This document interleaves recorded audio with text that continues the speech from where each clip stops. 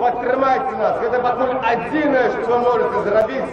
Падтрымайце нас тут, на гэтай плошчы, а мы будзем змагацца за ваши інтарэсы там, у зале. Жыве Беларусь!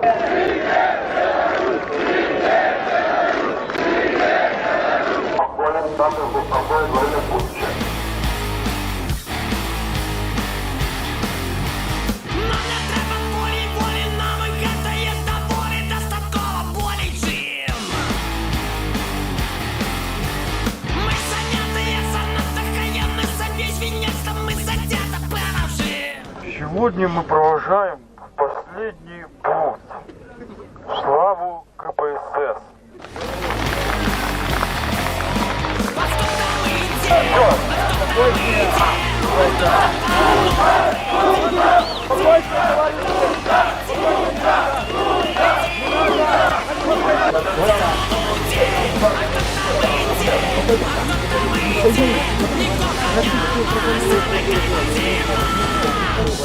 Мы внесли прапанову аб спыненні і забароне дзейнасці КПВ КПСС як арганізацыя, якая ў асобе свайго бюро адкрыта падтрымала путч, адкрыта, будзем казаць сваімі словамі, прызвала да фашысцкага тэрору.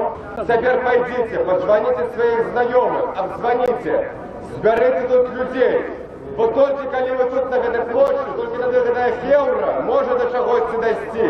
Бо ёсць звесткі, што ў тым жа самым Мінскім гарадской партыі сёння ночью палілі дакументы, палілі спісы, па якіх павінны былі браць нас. І мы, безумоўна, калі пункта пратрымалася, уже сёння, відаць, былі б недзе на нарах. Але страшна то, што былі б на нарах мы. Страшна тое, што зноў бы наш народ захлынуўся ў крыві, пакуль бальшавіцкая зграя будзе існаваць, пакуль яна будзе таптаць наш народ, не будзе гэтаму народу шчасця. Таму падтрымайце нас, гэта пакуль адзінае, што вы можаце зрабіць. Падтрымайце нас тут, на гэтай плошчы, а мы будзем змагацца за ваши інтарэсы там, у зале. Жыве Беларусь! Дзякуй!